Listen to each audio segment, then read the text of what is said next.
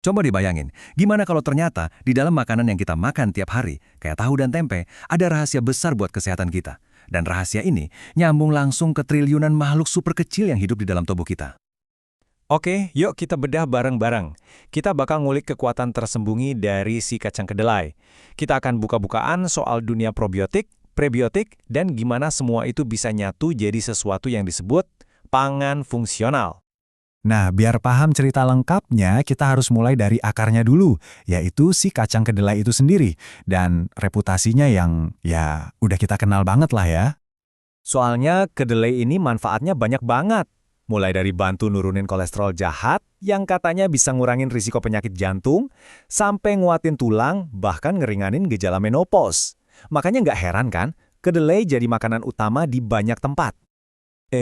Tapi biar adil, kita juga harus lihat sisi lainnya. Soalnya kalau konsumsinya berlebihan, ada potensi bisa ngaruh ke fungsi tiroid, bahkan ke hormon. Di beberapa kasus, bisa sampai menunda siklus menstruasi. Jadi intinya apa? Kuncinya itu konsumsi secukupnya aja, jangan berlebihan. Oke, sekarang kita masuk ke lapisan rahasia yang pertama nih, yang ternyata melibatkan triliunan pembantu super kecil yang emang udah tinggal di dalam tubuh kita. Gampangnya gini, probiotik itu adalah bakteri baik. Anggap aja mereka ini kayak prajurit-prajurit kecil yang tugasnya menjaga keseimbangan dan kesehatan ekosistem di usus kita. Penting banget. Sebenarnya kita tuh sering banget ketemu probiotik loh. Ada di yogurt, keju, dan pastinya kebanggaan kita semua, tempe. Atau kalau di Jepang ada natto. Nah, semua makanan ini kan dibuat lewat proses fermentasi. Disitulah bakteri-bakteri baik ini tumbuh dan berkembang biak. Nah, yang keren banget itu cara kerja mereka. Jadi mereka tuh nggak cuma diem aja di dalam usus. Mereka itu aktif banget.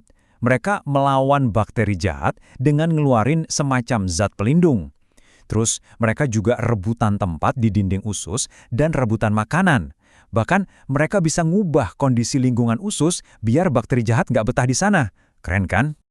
Nah, ini nih yang sering bikin bingung. Jadi apa bedanya probiotik sama prebiotik? Ini istilah penting berikutnya yang perannya nggak kalah krusial. Gini deh, biar gampang bayanginnya.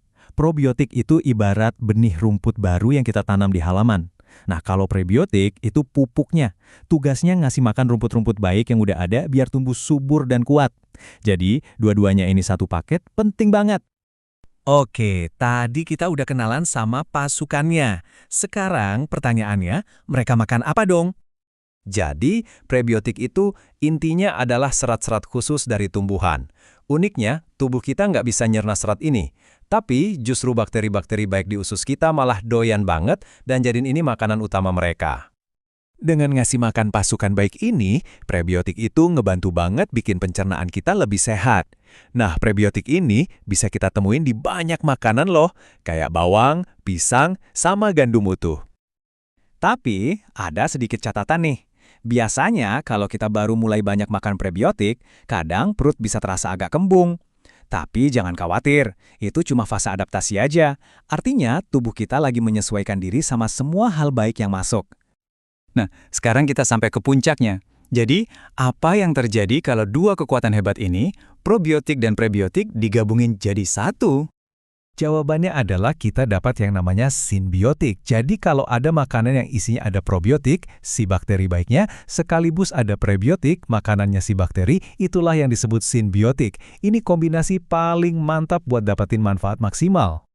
Dan disinilah kita balik lagi ke pahlawan utama kita, si kacang kedelai. Ternyata susu kedelai itu bahan dasar yang sempurna buat bikin produk simbiotik. Contohnya ya soyurt ini, semacam yogurt yang dibuat dari susu kedelai. Tapi udah lengkap isinya, ada probiotik dan prebiotiknya.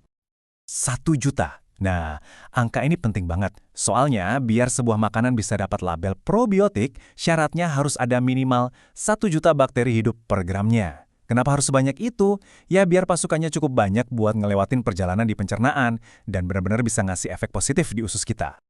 Nah, ide menggabungkan bahan-bahan buat tujuan kesehatan yang spesifik inilah inti dari apa yang disebut pangan fungsional.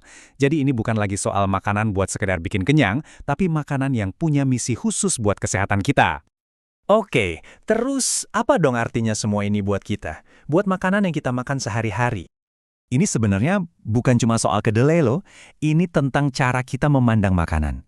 Ada pergeseran cara pikir, bahwa apa yang kita makan, itu sebenarnya lagi ngobrol sama tubuh kita.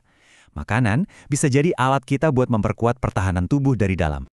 Dengan paham konsep-konsep tadi, kita bisa lebih sadar milih pesan apa yang mau kita kirim ke tubuh kita lewat makanan. Jadi, lain kali pas Anda makan, coba deh tanyain ini ke diri sendiri.